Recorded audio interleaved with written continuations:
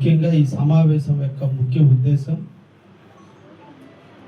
మన ప్రభుత్వం, మన రాష్ట్ర ప్రభుత్వం, ఫ్రంట్ ప్రభుత్వం, బీజేపీ, జనసేన, తెలుగుదేశం కలిసి సంకీర్ణ ప్రభుత్వం, అభివృద్ధి ప్రదాత అయినటువంటి శ్రీ నారా చంద్రబాబు నాయుడు గారు ముఖ్యమంత్రిగా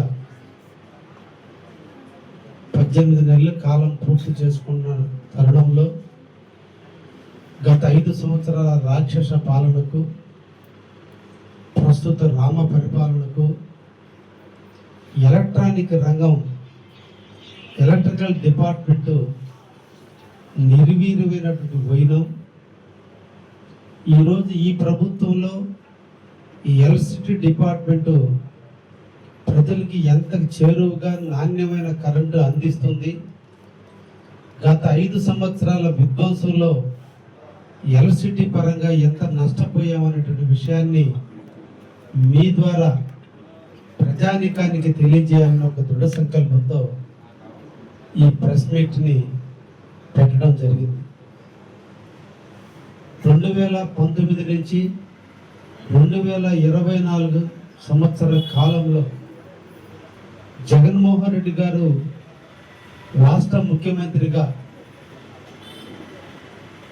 మేము వస్తే కరెంటు ఛార్జీలు పెంచమని చెప్పి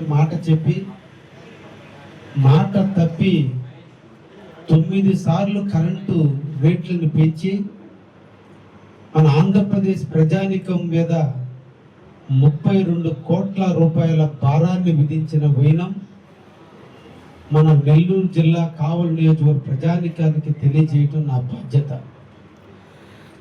మాట చెప్పాం, మడమ తిప్పాం, నేను తిప్పేదన్నీ బోర్డులే అనేటువంటి ఒక నినాదంతో గత రాక్షస పరిపాలనలో 9 సార్లు కరెంటు రేట్లు పెంచి ప్రజల మీద 32 కోట్ల భారాన్ని పెట్టడమే కాకుండా ఎలక్ట్రిసిటీ డిపార్ట్మెంట్ పరంగా గత 5 ఏళ్లలో వాళ్ళు తీసుకున్నటువంటి అనాలోచితమైనటువంటి నిర్ణయాల వల్ల, పరిపాలనలో పరిపక్వత లేని కారణాన, అడ్మినిస్ట్రేషన్ స్కిల్ లేనటువంటి కారణాన, దుందుడు తనంతో ఇష్టారాజ్యంగా ఎలక్ట్రిసిటీని వాడుకున్నటువంటి క్రమం వల్ల కమిషన్ని కకృతి పడి ఎలక్ట్రిసిటీ డిపార్ట్మెంట్ నిర్వీర్యం చేసిన కారణాన ఆంధ్రప్రదేశ్ ప్రభుత్వానికి 1,29,000 కోట్ల రూపాయల నష్టం వాటిల్లినటువంటి పరిస్థితి. ప్రజలందరూ ఆశీర్వదించారు. ఆశీర్వాదంతో ఈ మంచి ప్రభుత్వం, రాముడైన చంద్రబాబు ముఖ్యమంత్రి అయితే బహుశా దేశ చరిత్రలో ఏ ముఖ్యమంత్రులు చేయనటువంటి లూటీని జగన్మోహన్ రెడ్డి చేశాడు.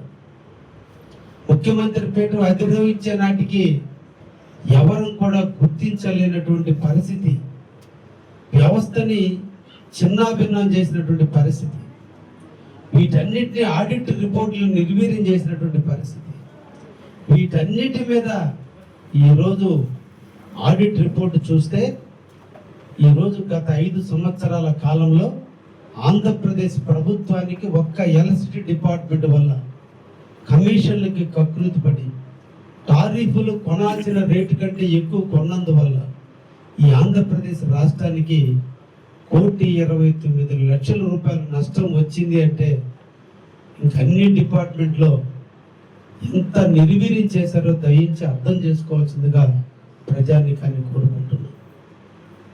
మన ముఖ్యమంత్రి, మా ముఖ్యమంత్రి, అభివృద్ధి ప్రదాత అయినటువంటి శ్రీ నారా చంద్రబాబు నాయుడు గారు రేపు రాష్ట్రంలో మేము ఫామ్ చేస్తే ఎట్టి పరిస్థితుల్లోనూ రేట్లు పెంచమని చెప్పిన కారణాన ఎక్కడ కూడా ఈరోజు రేట్లు పెంచకుండా 9 గంటల కరెంటు రైతాంగానికి ఇస్తానన్న మాట మీద 9 గంటల కరెంటు రైతాంగానికి ఇస్తూ రోజుకి 24 గంటలు ఎక్కడ కూడా కరెంట్ అనేది ఇబ్బందులు రాకుండా చూసుకుంటూ ఈ రోజున కొనుగోలులో మనకి కరెంటు లేనప్పుడు, ఆంధ్రప్రదేశ్కి కరెంటు ఉత్పత్తి తగ్గినప్పుడు, ఇతర రాష్ట్రాల నుంచో ఇతర డిస్కమ్స్ నుంచో కొనుగోలు చేసేటప్పుడు గతంలో వైసీపీ ప్రభుత్వం ₹4.85 తగ్గించి ఈరోజు మనం కొనే విధంగా ఈరోజు ఎంత కోట్ల రూపాయలు సేవింగ్ చేశాడో ఈ సందర్భంగా మీరు అర్థం చేసుకోవాల్సిందిగా తెలియజేస్తున్నాం.